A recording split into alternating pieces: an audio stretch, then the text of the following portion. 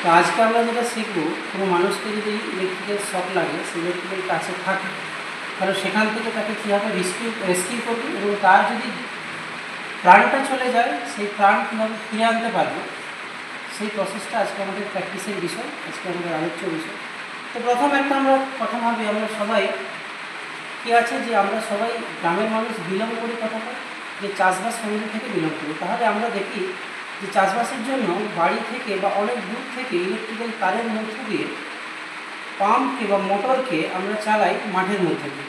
তাহলে সেইখানে যদি আমাদের এই কোনোভাবে মেবি মোটরটা বডি হয়ে যেতে পারে, মেবি সেখানে যে একটা সিঙ্গেল বোর্ড থাকে সেটা যদি কোনোভাবে জলে লেগে বডি হয়ে যায়, তাহলে সেই সময় যদি কাউকে শক লাগে, সেই কন্ডিশান তাকে বাঁচাবো কী করে। শক লাগার কন্ডিশান বিভিন্ন হতে পারে, তবে আমি এই কমন একটা কন্ডিশান যেটা আমরা প্রায় প্রতিদিন লক্ষ্য করি এবং করে প্রাণ হারায়, তো সেইটা আজকে আমরা প্র্যাকটিস করবো। মেনলি আমাদের প্র্যাকটিস কি, শক লাগলে কীভাবে তাকে রেস্কিউ করবো এবং তার প্রাণটা বাঁচাতে পারবে। তাহলে প্রথম কি, যদি কেউ কোনো ইলেকট্রিক্যাল কন্ট্যাক্টে থাকে বা স্পর্শে থাকে, তাহলে প্রথম কাজ কি তোমাদের হবে, তুমি যদি বুঝতে পারো একজন ব্যক্তিকে তোমার শক লেগেছে, তাহলে প্রথম কাজ হবে তোমার যে মেন সুইচটা কোথায় আছে খুঁজে বন্ধ করা। অর্থাৎ কি, তাকে ইলেকট্রিক্যাল কন্ট্যাক্ট থেকে যাতে সরিয়ে আনা যায়।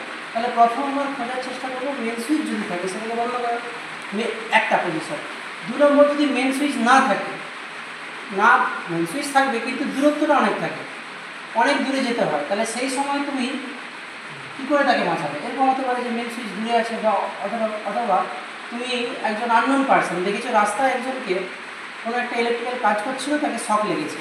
তাহলে তুমি দেখতে পাচ্ছ শক লেগেছে, তুমি তো নাও জানতে পারো সেই জায়গাটা সম্পর্কে যে মেন সুইচ কোথায় আছে, কোনো কন্ডিশন হতেই পারে, কিন্তু তুমি বুঝতে পারছো তাকে শক লেগেছে। তাহলে সেই সিচুয়েশানে আমি খোঁজার চেষ্টা করবো যদি মেন সুইচ পাই। যদি না পাই তাহলে কিন্তু কী প্রসেস তাকে বাঁচাবো। একটা হচ্ছে, যে অংশটা ইলেকট্রিক্যাল শক লেগেছে বা যে অংশটা কারেন্টের সঙ্গে সরাসরি সম্পর্ক বা স্পর্শ করেছে, সেই অংশটাকে আমরা কোনো শুকনো জিনিস, যেটা কিনা কারেন্ট পরিবহন করে না, যেমন কী পারে, আমরা এই আমাদের কাছে দেখতে পাচ্ছি কাঠের টেবিল, এটা কিন্তু কারেন্টের কুপরিবাহী। আবার দেখতে পারি যেগুলো পাইপ থাকে, পিভিসি পাইপ, প্লাস্টিক পাইপ, সেগুলো কিন্তু কারেন্টের কুপরিবাহী। এইগুলো জিনিস দিয়ে আমরা হালকা আঘাত করে, ধরো হাতে টাচ লেগেছে, তাহলে সেই হাতটাকে আমরা হালকা আঘাত করে সেই কন্ট্যাক্টটাকে সরিয়ে আনতে পারি। আঘাত হোক বা তুমি তোমার ব্যালেন্সে কীভাবে সরাবে, ওইগুলোর দ্বারা এক একটা পয়েন্ট। 2 নম্বর, আমার কাছে কাঠ নেই, পিভিসি পাইপ নেই, মাঠে যদি বলেছিলাম যে চাষ করতে গিয়ে মাঠে লেগে, তাহলে আমরা জানি যারা চাষ করে তাদের কাছে একটা কমন জিনিস থাকে, সেটা হচ্ছে গামছা। তাহলে গামছাও সুতোতে তৈরি, তাতে কিন্তু কারেন্ট সার্ভিস পরিবাহিত হয় না। তাহলে তুমি সেই গামছাটা দিয়ে চাইলেও তাকে পেঁচিয়ে, না টাচ করে, ধরে টেনে কন্ট্যাক্ট থেকে বের করে আনতে পারে, হতে পারে। এবার এই 3টে জিনিসের মধ্যে কিছুই নেই, তাহলে কি বাঁচাতে পারবো না। যদি আমার একটা পজিশন, ধরো আমরা এখানে কাজ করছি, তো ইন্ডাস্ট্রিতে কাজ করছো, আমার কাছে এরকম খোলামেলা জামা থাকে যারা ইন্ডাস্ট্রিতে কাজ করে, তোমার কাছে পাইপ নেই, অথচ সব ব্রাঞ্চ প্যাঞ্চ আছে যেগুলো সব লোহার কন্ট্যাক্টের আছে। কিন্তু এমন একটা পরিস্থিতি হতে পারে যে সেই সময় আমার কাছে কীরকম কিছু ইনসুলেটেড বা কারেন্টের পরিবাহী জিনিস না, তাহলে কী করে তাকে বাঁচানোর জন্য যদি ভাবি, এই যে জামাটা পরেছে, নিয়ে যাও, এই জামাটা দেখবে এইখানটা একটা আলগা টাচ আছে, ভালো করে দিয়ে দেবো, এখানটা একটা খালি পয়েন্ট আছে, এখানটা দেখো লুজ পয়েন্ট আছে, তাহলে আমি এখানটা ধরে টান দিয়ে তাকে টেনে আনতে পারবো, যাতে তার এই তার বা মেশিনের যেটা বডি টাচ হয়ে গেছিলো, তাকে যেটা শক লাগছিল, সেখান থেকে তাকে বাঁচানো যেতে পারে, ওই সারটা করতে পারবে। তবে এই পদ্ধতিটা করার আগে তোমাকে নিজে ভাবতে হবে আমি ইনসুলেটেড কিনি, তাহলে আমাকে নিজেকে ইনসুলেটেড করতে হবে। তুমি শু পরে, ইন্ডাস্ট্রি মানে শু পরা থাকবে, কিন্তু যদি কোনো জায়গায় তোমার কাছে তুমি আগে নিজেকে ইনসুলেটেড করবে কী হবে, সেই পদ্ধতিটা তোমাকে ভাবতে হবে। দেখো, কারো প্রাণ বাঁচাতে গেলে লজ্জা করার দরকার নেই। তুমি তোমার যদি জামাটা খুলতে হয়, জামা খুলে তাকে পেছিয়ে আনতে হয়, তাও করো। যদি তোমার মনে হচ্ছে যে না, নিজেকে ইনসুলেটেড করতে হবে, আমার পরনের যে প্যান্টটা আছে সেটা খুলে দিতে হবে, তাহলে আমি বলবো তুমি খুলে দাও, খুলে নিচে পায়ের নিচে আসো, তাহলে তুমি মাটির থেকে ডাইরেক্ট কন্ট্যাক্ট হবে হয়ে, তারপরে তুমি এটা টানতে পারবে, বুঝেছেন না? বা প্যান্টটা খুলে তুমি এটাকে পেঁচিয়ে এটাকে টানতে পারবে। জীবনটা তোমাকে বাঁচাতে হবে। এইগুলো পদ্ধতি আছে, নিজেকে ইনসুলেটেড করবে, তখনই ওটাকে ডাইরেক্ট এরকম হাত দিয়ে টানবে না। যে বললাম কাঠ, পিভিসি, গামছা বা এই সমস্ত কিছু না থাকলে তাহলে তার যে যে যে জামা বা কিছু পরে আছে তার লুজ জায়গাটা খোলার চেষ্টা করবে। তাহলে লুজ জায়গা আমরা দুটো পেতে পারি, কলার থাকলে এইখানটা, তখন এটা ফ্রি আছে। এমনভাবে করবো না তোমার হাত যদি লেগে যায় তোমাকে টাচ লাগবে, তাহলে তুমিও শখ পাবে। তাহলে এইখানটা টাচ করতে পারো বা এইখানটা সবার দেবে, বুঝতে পারবে, জোরে টানবা, হয়ে গেল তো কাছে থাকবে না। তাহলে কটা পদ্ধতি বললাম মনে থাকবে। তাহলে আমরা মৌখিকভাবে জানলাম কীভাবে একজন পার্সনকে ইলেকট্রিক্যাল শক থেকে, তার কন্ট্যাক্ট থেকে, কন্ট্যাক্ট এরিয়া থেকে বাঁচাবো। এবার আমরা যদি এটা একটু প্র্যাকটিস করি, কেউ একজন এই মেশিনে ধরো মেশিনে কাজ করছে, মেশিনে কাজ করতে করতে এখানে যদি তার টাচ লেগেছে, আমি দেখতে পেলাম, বুঝতে পারছি যে ওর শক লেগেছে, তাহলে আমার কী কাজ হবে? আমি আশেপাশে কিছু মেন সুইচ কোথায়, এখানে একটা মেন সুইচ আমরা দেখতে পাচ্ছি, তাহলে এই মেন সুইচটা আমরা বন্ধ করে দিতে পারি, বন্ধ করে কাছে আছে, তাহলে মেন সুইচটা আমাদের কাছে আছে, এটা বন্ধ করে দিতে পারি। আর একটা প্রসেস আছে, ধরো মেন সুইচটা তো কাছে নেই, অনেক দূরে আছে, তখন তো আমার হাতের কাছে একটা পেয়েছিলাম যে একটা পিভিসি পাইপ পড়ে আছে, তাহলে আমি কী করবো? এই টাচটাও হাতে লেগেছে, তাহলে আমি এইটাকে এরকম করে সরিয়ে দিলাম, একটু নিজের ফোর্স লাগাবো। আবার এমনও হতে পারে, এরকম কাজ আছে, আপনি এই দিকে যদি মিলে আমি বাঁচাতে পারবো, সেটা আমার তাৎক্ষণিক বুদ্ধি এবং সেটা প্র্যাকটিস করে করে এত আয়ত্ত করবে যাতে চটপট তোমার প্রসেসগুলো মাথায় চলে আসে। তাহলে এরকম বাড়িতে এবার আমি বলবো এই আঘাতটা যদি দেখে করবে, এতটাও জোরে করো না যাতে তার এই হাতটা পুরো ভেঙে যায়, বোঝাতে পারলাম? তাহলে এটা একটা প্রসেস। আর একটা কী প্রসেস করলাম, যদি আমাদের কাছে ধরো আমার কাছে এইটাও নেই, মেন সুইচটা একটু দূরে, আমি যখন রুমালটা বের করলাম, আমার কাছে রুমাল আছে, গামছা থাকতে পারে, কী করলাম, এর সামনের দিক থেকে টানতে পারো, বা আমি যদি কাজ করি তাহলে এই পিছন দিক থেকে পেঁচিয়ে এটাকে টেনে দিলে দেখো কন্ট্যাক্টটা হয়ে যাচ্ছে। তাহলে এগুলো আমি তোমাদেরকে করে দেখালাম, তোমরা প্র্যাকটিস করবে, এটা একজনের শুধু শেখার জন্য নয়, একজনের প্রাণ বাঁচবে। এবারে দেখলাম একে আমি এই কন্ট্যাক্ট থেকে বের করার পরে মানে শক থেকে আর লাগছে না, এই অবস্থায় কী হতে পারে? ও যদি অনেকক্ষণ কন্ট্যাক্টে থাকে তাহলে ওর সেন্সটা নাও থাকতে পারে, তাহলে কী করবে? হয়তো এরকম কন্ডিশন হবে, শক লাগার পরে ও সেন্স নেই, ও মাথা ঘুরে দিকে পড়ে গেল, আর সেই সময় চেষ্টা করবে যাতে ওকে ধরে নাও, যাতে ও গ্রাউন্ডে পড়ে গিয়ে ওর মাথাটা ওখানে আঘাত লাগে। তাহলে আমি ধরে নিলাম, ধরে নিয়ে এবারে আমি চেঁচামেচি করবো, লোক ডাকার চেষ্টা করবো, আশেপাশে লোক যাওয়ার চেষ্টা করবো। তাহলে অনেকজন মানুষ এলে কী হবে? তাহলে তুমি হেল্পটা পেয়ে যাবে, তাহলে যাকে শক লেগেছে তাকে বাঁচানোর আরেকটা ধাপ এগিয়ে যাবে। আমরা কেমন করে এলে কেউ বিভিন্ন যে যুক্তি থাকে সেই যুক্তিগুলো তোমাকে দিতে পারে, প্লাস কী করতে পারে, ম্যান পাওয়ার দরকার, আমি এখান থেকে নিয়ে গিয়ে একটা ভালো জায়গায় শোয়াতে হবে, তার রেস্ট পজিশনে আনতে হবে, তাহলে সেই কাজটা করতে পারবে। আর দ্বিতীয় হচ্ছে কেউ ডক্টরকে কল করতে পারে। তাহলে এই জন্যে মানুষকে তুমি চেঁচাবে, জোর করে চেঁচাবে, হেল্প যে যেরকমভাবে যাবে, যাতে মানুষ জড়ো হয়ে যায়, তোমার আর্তনাদ শুনে জড়ো হয়ে যায়। তাহলে আসলো, তাহলে একেবারে কী করবো? এখান থেকে নিয়ে গিয়ে চ্যাংদোলা করে, যদি এর মনে হচ্ছে কথা বলতে পারছে, চোখ টোক চেয়ে আছে, হ্যাঁ একটু হোপলেস হয়ে গেছে, একটু দুর্বল হয়ে গেছে, হ্যাঁ না আগে বলছি যে একটু দুর্বল হয়ে গেছে, একটু চেটে আছে, কথা বলতে পারছে না, কারণ আমাদের দেহের ভিতর দিয়ে একটা হাই স্পিডের কারেন্ট তরঙ্গ চলে গেছে, তাহলে সেইটা আমার স্নায়ু কাজ করতে পারে না, আমি থিওরি ক্লাসে বলেছি কাজ করতে পারে না। তাহলে সেই কন্ডিশনে যদি আমি তাকে চুপচাপ ধরে নিয়ে গিয়ে একটা রেস্ট পজিশনে শুইয়ে দেবো। আমরা ফিল্ড থেকে যেখানে ওকে শক লেগেছে সেই পজিশন থেকে যখন ওকে একটা নির্দিষ্ট জায়গায় স্থানান্তর করবো, ওকে চাকিয়ে বা ওকে ধরে চলে গেল, তখন কিন্তু দেখতে হবে যারা ওকে ধরে নিয়ে যাচ্ছ তাদের পায়ে যেন শু থাকে, জুতো থাকে। কারণ এরকমও হয় যে শক লাগার পরেও ওর মধ্যে এখনও শকের অনুভূতিগুলো হতে থাকে, যদি আমরা তাকে গ্রাউন্ডেড টাচ আমাদের বডি থাকে, ওকে যারা ধরেছে তারা যেন শু করে থাকে। এবং যেখানে শোয়াবো সেইখানটা কিন্তু গ্রাউন্ডের সাথে ডাইরেক্ট টাচ না থাকে, মানে কি ইনসুলেটেড হতে হবে, মানে কি কারেন্টের খুব পরিবাহী হতে হবে সেই জায়গাটা। তাহলে আমরা ওই শোয়ালাম কোথায়? কি আমরা এখানে একটা কাঠের বেঞ্চে শুয়েছি, তাহলে কাঠ যদি কারেন্টের খুব পরিবাহী, তাহলে এখানে আর ওকে শক লাগার সম্ভাবনা নেই, কম।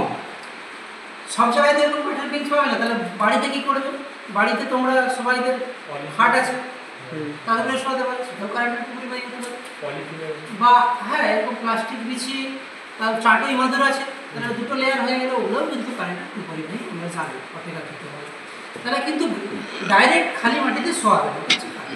এবার আমি কি বললাম যে এ তো চোখ চেয়ে আছে, মোটামুটি একটা এর মধ্যে সেন্স আছে কিন্তু এখনো দুর্বল টাইপের। তাহলে এই কন্ডিশনে ওর আমরা দেখতে পাচ্ছি যে হার্টবিট কমে গেছে কিন্তু সেন্স আছে, শ্বাসবায়ুটা হালকা হালকা নিচ্ছে কিন্তু সেন্স আছে। তাহলে সেই অবস্থায় কি করতে হবে, ওকে একটু রেস্ট পজিশনে শুয়ে দিতে হবে। রেস্ট পজিশন মানে কি, উল্টে দাও, উল্টে যাও। হ্যাঁ, উল্টে যাওয়ার পরে কি আছে, এরকম নয়, একটা হাত এইদিকে আরেকটা হাত হ্যাঁ এরকম রাখতে পারে, এই যে এইরকম, আরেকটা পাটাকে মুড়ে দাও, এইটাকে বলা হয় রেস্ট পজিশন। ভালো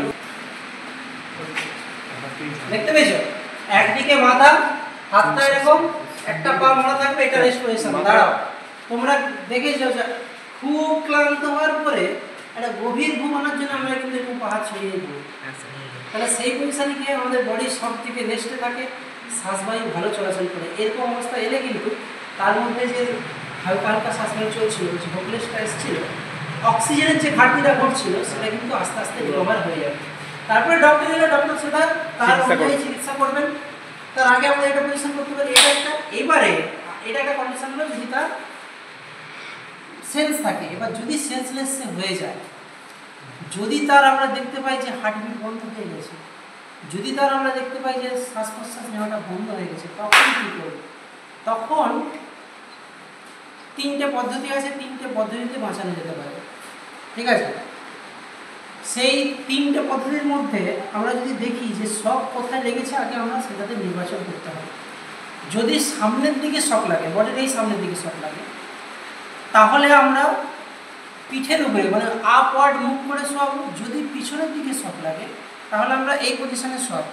এখানে আমরা কী করবো, ওর পশ্চাৎ ভাগে বসবো, আঁটু দুটোকে ফাঁক করে পশ্চাৎ ভাগে যে যে একে রেস্কিউ করবে, শ্বাসবায়ুকে স্বাভাবিক করার জন্য যে রেস্কিউ করবে তার আঁটুটা এরকম পজিশন থাকবে এবং পশ্চাৎ ভাগে তার বডি ওয়েটটা থাকবে। হাত দুটোকে এই পজিশনে রাখবে যাতে আমাদের বৃদ্ধাঙ্গুল বা বুড়োগুলোটা ওর স্থির বরাবর থাকে এবং বাকি যে আঙুলগুলো ছাতির যেগুলো হাড় আছে সেগুলোকে কভার করতে হবে।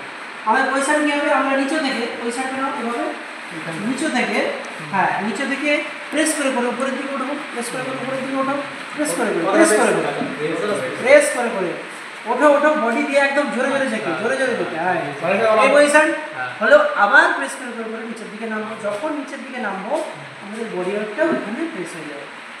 এইরকমভাবে করে করে আমরা ওর শ্বাসবায়ুটাকে স্বাভাবিক করতে পারি। এর একটা প্রসেস।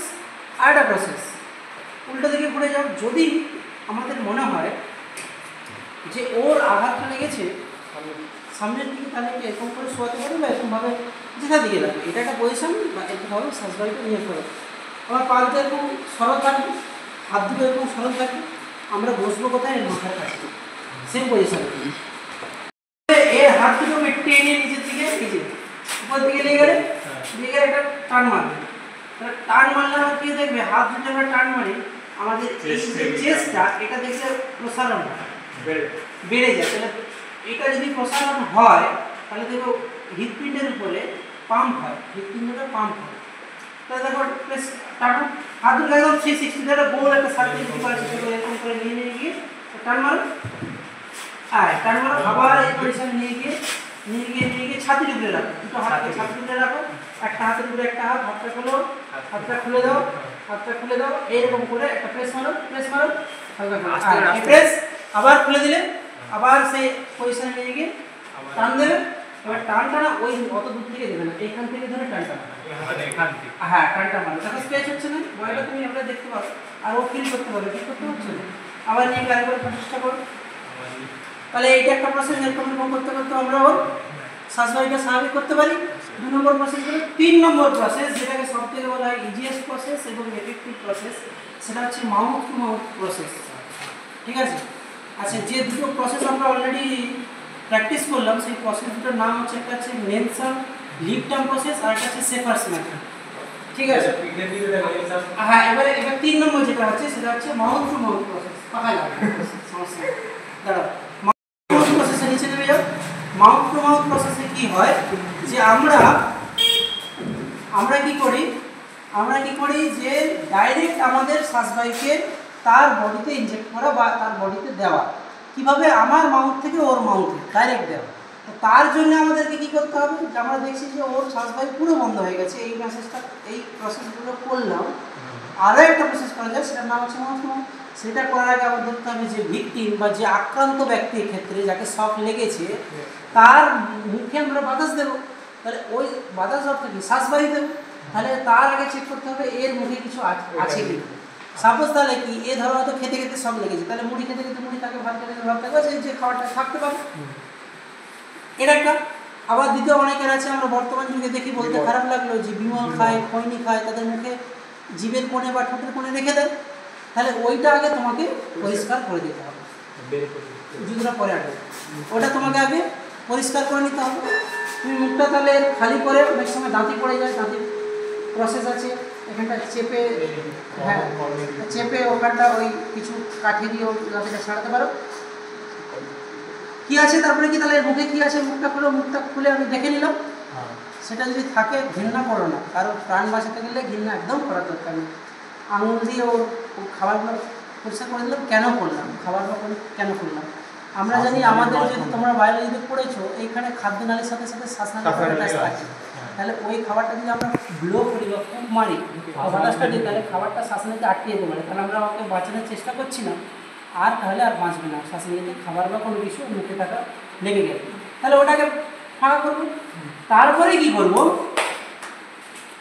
আমি ওকে বাঁচাচ্ছি, তাহলে আমি কি করব, বুক ভরা একদম আমার বুকের ভিতরে যতটা ধরবে শ্বাসবায়ু নিয়ে নিলাম। নেওয়ার পরে ওর ঠোঁট দুটোকে খালি করে, আমার ঠোঁট দুটো কিস পজিশন যেটা হয়, একদম ঠোঁটকে ঠোঁট লক করে জোরে ওর মধ্যে বাতাসটা মারবে। জোরে মারলে দেখবে এখানটা একটু ফুলে উঠবে, যদি ফুলে ওঠে তাহলে বুঝবে যে তুমি ওখানটা বাতাসটা মারতে পেরেছো সফলভাবে। এবার এখানে একটা কন্ডিশন বলে দিই, বাস্তব কথা। অনেকের ঘৃণা লাগবে, গন্ধ লাগবে, সেই সময় করতে পারবে না, আননোন পারসন।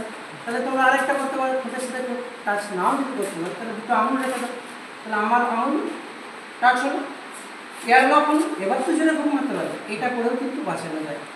তিনটা প্রসেস বললাম। এবারে এই দুটো করেও আমরা দেখেছি যে এখন এই যে গ্রীষ্মর সময়, এখন কিছুটা গরমের সিজন আছে, গরমের সময় আমরা দেখেছি রোদে দাঁড়িয়ে থাকতে থাকতে বহু মানুষ সানস্ট্রোক হয়ে যায়, সানস্ট্রোক হয়ে যায়। তাহলে সেই সময় আমরা দেখি সানস্ট্রোক মানে কি, হৃৎপিণ্ড কাজ করা বন্ধ করে, হৃৎপিণ্ড পাম্প করা বন্ধ করে দেয়। তাহলে সেই অবস্থা আমরা কী করব, তাহলে তার জামার বোতাম একটু খুলে দেবো, তাকে ছায়াযুক্ত জায়গায়, একটু বাতাস, ঠান্ডা বাতাসযুক্ত জায়গায় সেই পরিবেশটা তৈরি করার চেষ্টা করবো। দেখতে পাচ্ছি যে তার হৃৎপিণ্ড আস্তে আস্তে কমে যাচ্ছে, তাহলে তার হার্ট পাম্প করবে। হার্ট পাম্প কীভাবে করবে, সে বসে আছে বা শুয়ে দিতে পারবে, কোনো সমস্যা নেই, বসে থাকলে কোনো সমস্যা নেই। কী করবে, এই যে দেখতে পাচ্ছ এখানটা পেট, আমাদের ছাতি এখান থেকে দুটো অংশ ভাগ হয়ে যাচ্ছে, এই দুটো অংশ ভাগের থেকে এখান থেকে করলে দেখবে এখানে একটা রিপ আছে, এখানে মানে একটা অংশ আছে, জয়েন অংশ আছে, এখান থেকে 4 কড়া উপরে যাবে, 4 কড়া উপরে, 4 কড়া 3 কড়া সমস্যা নেই, কারণ আমাদের এটা তো অনেকটা এগিয়ে দেবে। গিয়ে ডান দিকে আসবে, ডান দিকে এসে বাঁ হাতে রাখবে, ডান হাতে রাখবে, এই যে হলো, লেখে 15 বার কাউন্ট করো, 1 2 15 থেকে 20 যেটা যেটা কাউন্ট করতে পারে, 1 2 3 4 5 6 7 8 9 10 11 12 13 14 15 হয়ে গেল। এটা করলে মাউথ টু মাউথ, এটা করলে মাউথ টু মাউথ। লোকটা যদি মরে যায় তাহলে কিন্তু ডাক্তার আসে আগেই তুমি প্রাণটা বাঁচিয়ে দেবে, এটা শিখ। তাহলে এই প্রসেসগুলো দিয়ে শুধু আমরা শিখলাম এটা নয়, একজনকে মানে পড়ার জন্য শিখলাম এটা নয়, একজন মানুষকে আমরা বাঁচাতে পারবো, বুঝতে পারলাম।